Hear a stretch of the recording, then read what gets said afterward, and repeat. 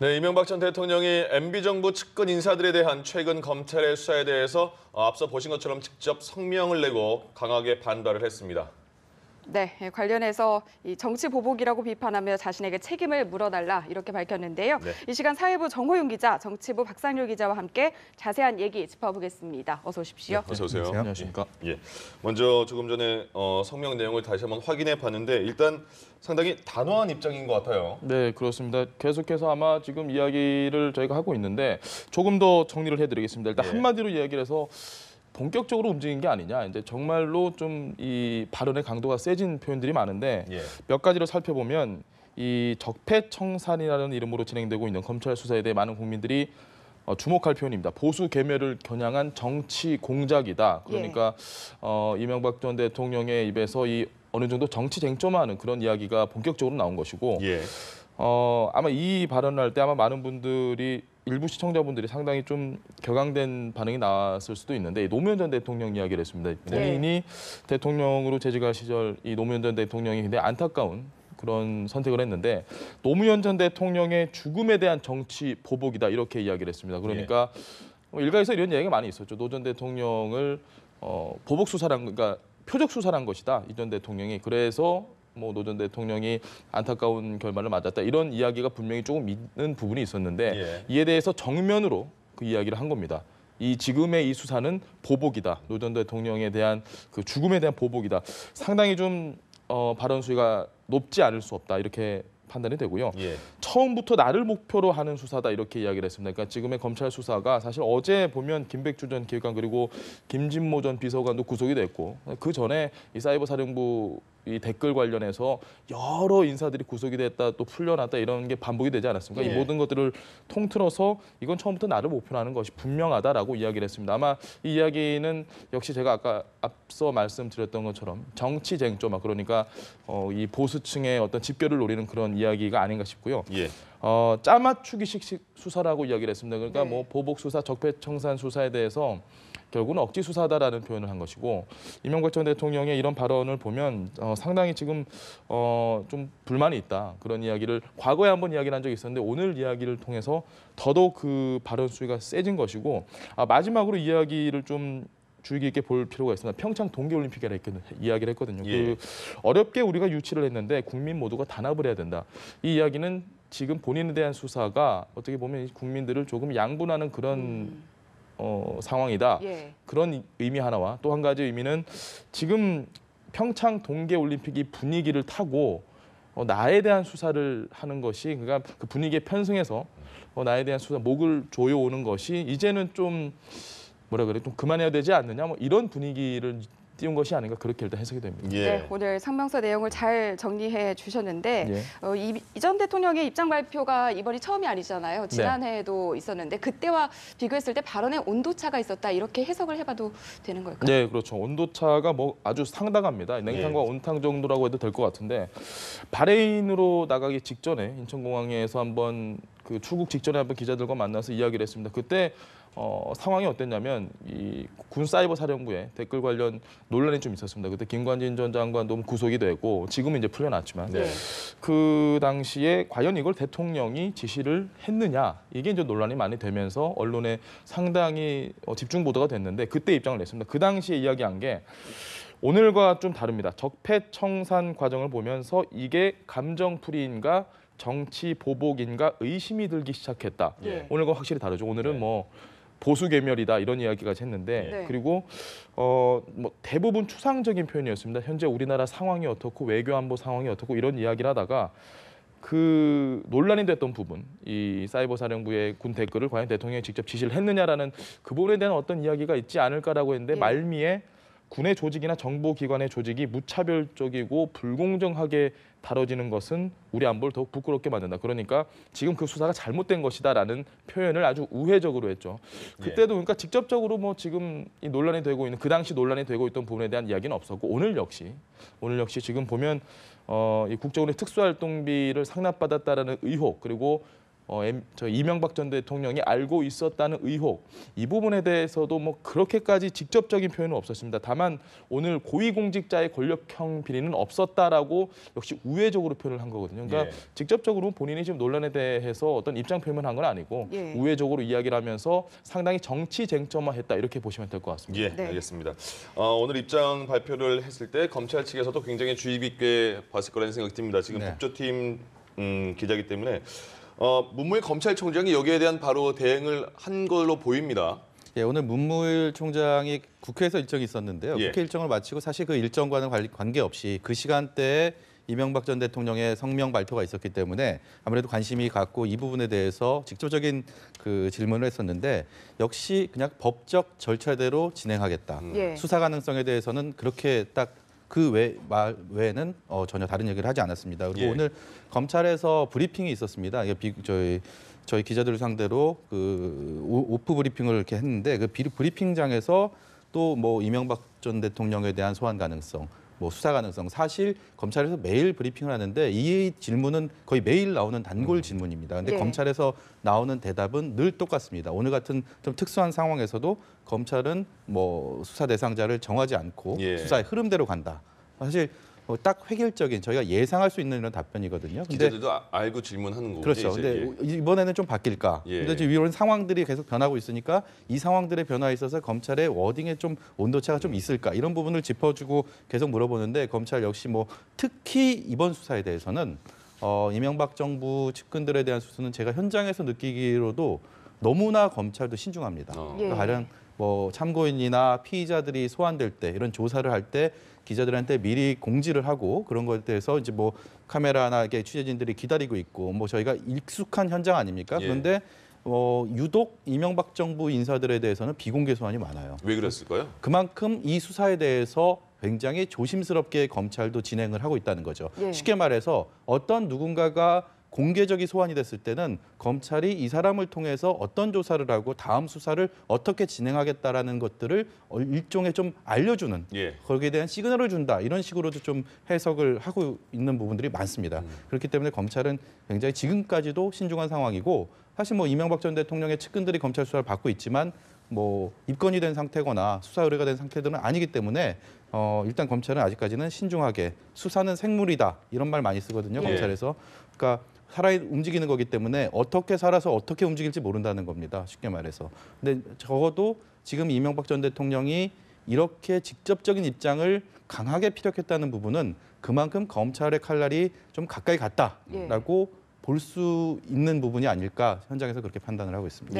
그리고 또 성명서 발표 시점에도 주목해 볼 필요가 있을 것 같은데 김백준 전 기획관의 구속과 맞물려 있는 것으로 보이거든요. 그만큼 위기의식을 느끼고 있다 이렇게 풀어봐도 되는 걸까요? 이 전 대통령의 어떤 입장 발표는 지금까지 지난해 말이랑 오늘이랑 두 차례 있지 않았습니까? 근데 둘 다 어떤 결정적인 계기가 있었습니다. 그러니까 아까 박상률 기자가 얘기한 것처럼 첫 번째 그 입장이 나올 때는 아까 얘기한 김관진 전 국방장관과 김태호 전 청와대 대외전략기획관 이 두 사람은 정말 이명박 정부의 안보 실세 중의 실세입니다. 특히 김태호 전 기획관의 경우에는 이명박 정부의 대부분의 외교안보 정책을 총괄했다라고 봐도 될 정말 핵심적인 인물입니다. 그런데 이 두 사람에 대한 검찰 수사가 군사이버사령부의 댓글 사건입니다. 일종의 일반적인 국정원 댓글 사건이 아니고 군에서 어떤 인터넷 댓글을 하기 위해서 새로 군인들을 채용해갖고 여기에 대해서 정치 공작을 했다는 부분이거든요. 그 당시에 국방부 장관이 김관진 장관이었고 거기에 대한 보고를 안보실세인 김태호 기획관이 받았고 그것이 뭐 이명박 전 대통령과의 어떤 연계관계, 지시에 대한 것들이 당연히 있을 것이다. 이런 맥락에서 수사가 시작됐던 건데 김관진 국방장관이 구속이 됐고 김태호 전 기획관에 대한 수사가 굉장히 빠르게 돌아가고 있을 때 이명박 전 대통령이 첫 번째 입장을 낸 겁니다. 여기에 대해서 분명히 본인이 위기의식을 가졌고 그 사이에 물론 김 장관은 구속적 부심을 통해서 풀려났고 김태호 기획관의 구속영장 기각이 됐습니다. 사실상 군사이버사령부에 대한 검찰 수사는 지지부진 제자리 걸음하고 있던 상황이었는데 여기서 검찰이 새로운 그 혐의를 잡아냅니다. 김백준 전 기획관 앞서서도 저희가 보도 통해서 전해드렸지만 김백준 전 기획관은 이명박 전 대통령의 고려대 1년 선배고요. 그리고 이명박 정부 청와대 그 전에부터 현대건설 시절부터 모든 것들을 총괄했던 이른바 저희가 많이 표현하고 있지 않습니까? 집사입니다. 예. 예. 그렇기 때문에 오히려 가족들보다 더 많이 이명박 전 대통령의 어떤 사적인 부분을 알고 있다라는 이런 인물이었기 때문에 이 인물이 검찰 수사상에 올랐을 때, 그것도 국정원 특수활동비 뇌물을 받은 혐의로 올랐을 때 현장에서 기자들이나 뭐 여론에서 모두 주목을 할 수밖에 없었습니다. 근데 예. 이거는 그 검찰이 다른 수사를 통해 일종의 고발이나 수사 의뢰가 아니고 이우현 전 의원에 대한 수사를 하는 과정에서 이런 상황들의 첩보를 인식을 하고 이른바 인지 수사를 한 겁니다. 그렇기 때문에 이런 수사를 하면서 김백준 전 기획관이 어제 구속영장이 청구돼서 법원의 영장심사를 받을 때 예. 김 전 기획관의 구속 여부가 검찰의 향후 수사 방향을 완전히 정하는 굉장히 큰 계기가 될 거라는 것이 지배적인 관측이었습니다. 네. 근데 김 전 기획관의 혐의가 인정돼서 검찰 구속영장을 발부를 했고요, 법원이. 그러면서 검찰 수사가 다음에 국정원 돈을 받았다면 그 다음은 어디로 갈 것인가? 이런 거 자연스럽게 이명박 전 대통령이 어떤 더 강하게 오르내리고 거기에 대한 조사가 불가피하다라는 인식들이 많이 확산되니까 예. 딱 그 상황에 지금 입장을 발표한 겁니다. 그만큼 본인 스스로 위기 의식을 느낄 때마다 발표를 했지만 네. 이번만큼은 굉장히 큰 위기다라는 상황이 지금 도래했고 예. 거기에 대한 입장을 내는 거로 볼 수가 있습니다. 최측근까지 구속된 상황에서 서서히 분위기가 조여오니까 이 시점에서 성명을 낸 것으로 보인다는 분석이었습니다. 자, 박상규 기자, 이제 아까 발표하는 화면을 보니까 예.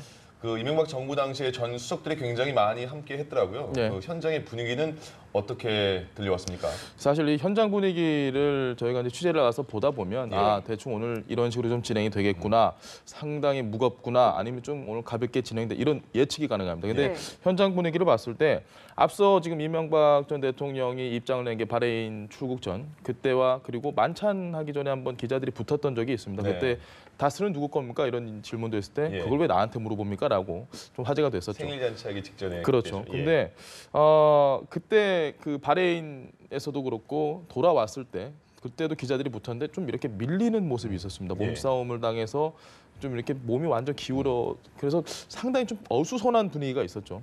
오늘 보면 지금 이명박 전 대통령이 사무실에서 했습니다. 그리고 사무실 입장을 철저히 막아서 기자들에게 5시쯤에는 오늘 기자회견을 하겠다, 이 이야기도 오후에 예. 3시가 넘어서야 한 4시 반, 5시 사이가 되지 않겠느냐라는 측근의 입을 빌려서 나왔고, 그리고 기자들이 갔을 때 저희가 풀이라고 하죠. 그러니까 너무 많은 기자들이 예, 모여서 대표 막 기자들. 예. 질문하면 안 되니까 한 10명 내외 이렇게 좀 짜서 그 허락된 사람들만 사무실로 들어와라. 그리고 질문은 받지 않겠다.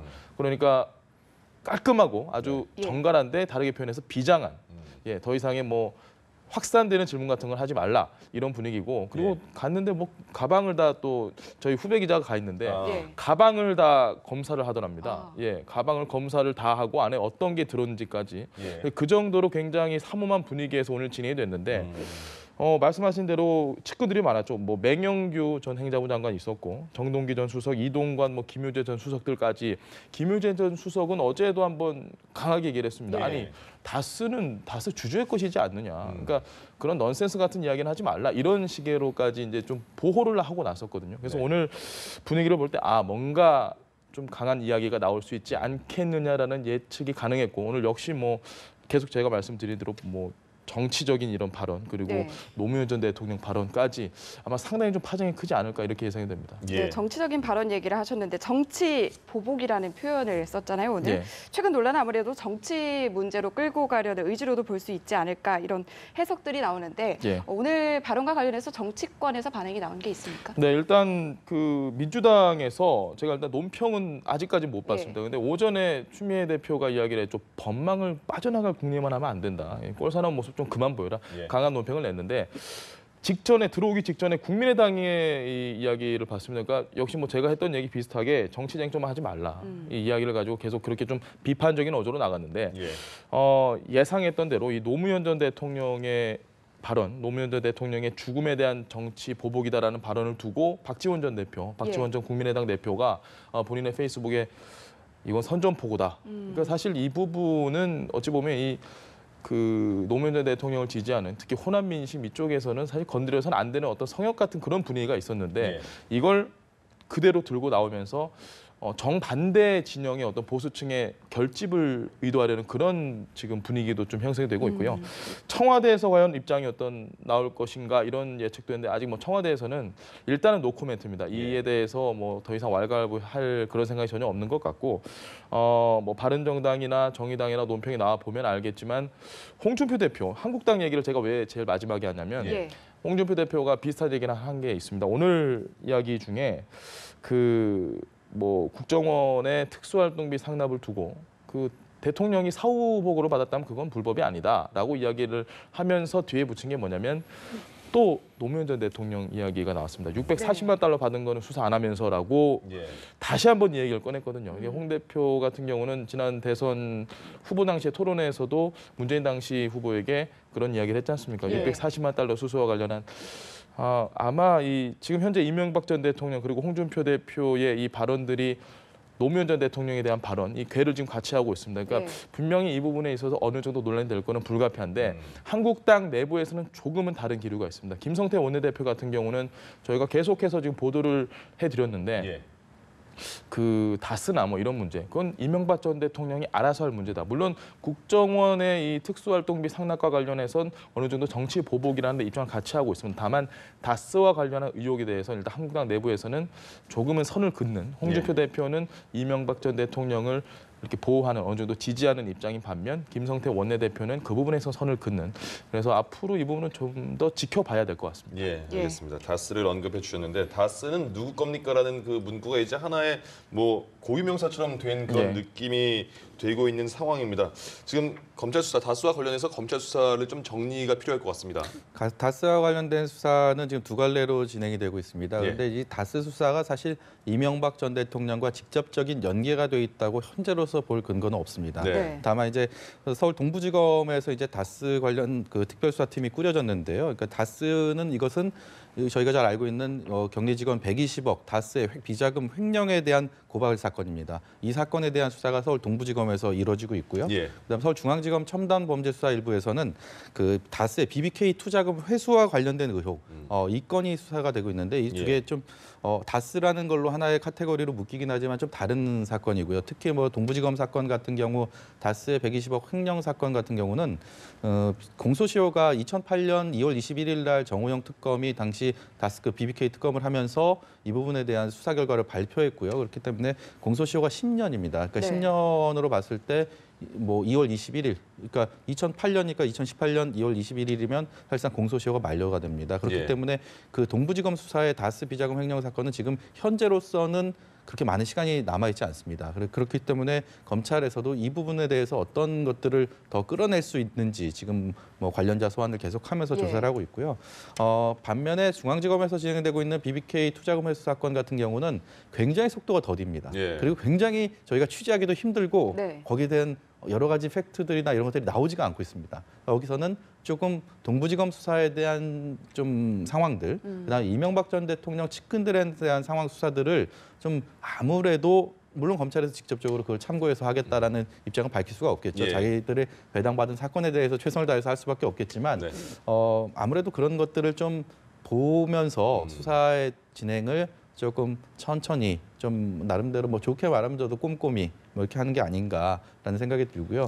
이 과정에서 다스가 누구 겁니까에 대한 대답이 나온다면 그야말로 국민들의 의혹을 해소할 수 있는 뭐 그런 여지가 되겠지만 현재로서는 이명박 전 대통령과 다스에 대한 것들을 직접적인 이 전 대통령을 이 다스 문제로 피의자로 입건을 해서 소환을 해서 혐의를 집어넣을 정도의 것들은 아직은 포착되지 않았고 모르겠습니다. 검찰 내부로 쪽으로 그런 것들을 혐의를 잡고 있는지 모르겠지만 현재로서는 그런 상황입니다. 주의 증언이나 얘기는 많은데 실제로 딱 물증이나 그런 확실한 당연히 그런 증거를 증거 같은 통해서 게, 확보를 해야 없기 때문에. 되니까요. 일단 이렇게 검찰 수사가 진행되고 있는 가운데 관심은 이명박 전 대통령이 검찰의 포토라인에 서게 될 것이냐, 다시 말해서 소환 조사 가능성이 있느냐 이 부분에 쏠리고 있는데 어떤 얘기들이 나오고 있습니까? 제가 주변 사람들한테 이런 질문 정말 많이 받았는데요. 그 전까지는 좀 어려울 것 같다고 그랬습니다. 근데 그 계기가 어제 바뀐 것 같습니다.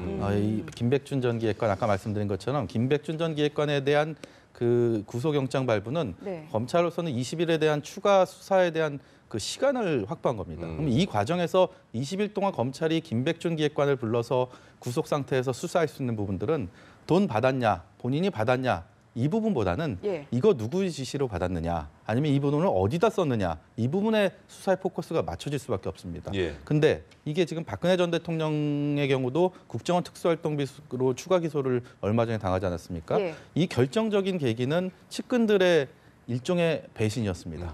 뭐 그래서 다 그 소위 문고리 3인방이라는 사람들이 처음부터 혐의를 다 부인하다가 검찰이 진술과 증거를 확보하고 추궁을 하니까 불었습니다. 네. 네. 이것들이 결정적인 진술이 돼갖고 이 박근혜 전 대통령을 추가 기소할 수 있는 근거가 됐거든요.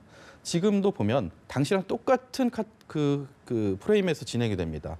당시에 박근혜 전 대통령 국정원 뇌물 사건 같은 경우는 이헌수 국정원 기조실장이 당시 기조실장이 중간에 핵심 진술자로 들어가거든요. 예. 그 기조실장 이현수 기조실장이 돈을 줬다.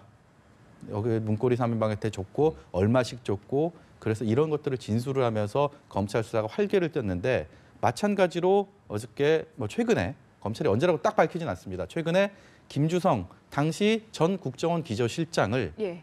통해서 이명박 전 대통령을 독대했다. 그리고 김백준 전 기획관에게 돈을 줬는데 2억 원을 줬다가 다음에 또 달라고 하니까 좀 위험할 수 있는데라고 하면서 또 2억 원을 추가로 줬고 예. 그 부분에 대해서 이 전 대통령을 만나서 직접 만나서 이거 좀 안 받아야 돼, 좀 위험하지 않을까요라는 그런 했다는 진술을 검찰이 확보를 했다고 합니다. 예.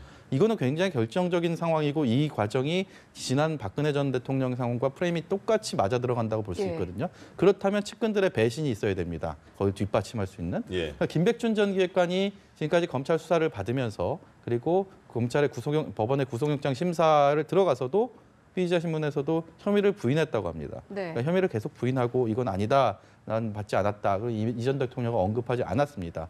일단 뭐 두 사람의 끈끈한 관계, 뭐 인연, 만약에 그게 받은 게 사실이고 지시가 있었고 관여가 돼 있다면 그런 끈끈한 관계가 얼마까지 언제 어떻게 유지될지가 관심입니다. 만약에 검찰이 지난 박근혜 전 대통령의 국정원 뇌물 사건 수사와 마찬가지로 그 어떤 주변의 진술과 정황 증거들을 확보한 채 김백준 전 기획관을 남은 20일 동안에 어떻게 수사를 들어갔냐. 야, 이런 거 있는데 어떻게 할 겁니까? 라고 들어갔을 때 과연 끝까지 부인할 수 있느냐. 거기서 입장을 바꿔서 뭐 이 지금의 사실 진술이 팩트가 아니라는 가정입니다. 예. 가정하에 사실은 이렇습니다라고 얘기를 했을 때 이명박 전 대통령은 검찰 수사는 불가피할 뿐만 아니라 포토라인 서는 건 뭐 당연한 일이고 예. 뭐 법적인 사법적 처리의 대상이 될 수 있는 가능성이 한층 높아집니다. 그렇지만 뭐 수사는 생물이고 예. 저희는 아직까지는 뭐 그 단계까지는 안 갔기 예. 때문에 뭐 제가 여쭤보니까 네. 거기에 대해서 그렇게 좀 전망을 좀 조심스럽게 해본 걸로 해석을 해주셨으면 마지막으로 좀 좋겠습니다. 조심스럽게 마무리를 지으시네요. 네, 이명박 전 대통령 오늘 오후에 발표한 성명서 내용을 바탕으로 그 의미와 향후의 수사 흐름까지 예상해봤습니다. 네. 두 분 말씀 여기서 정리하겠습니다. 고맙습니다. 고맙습니다.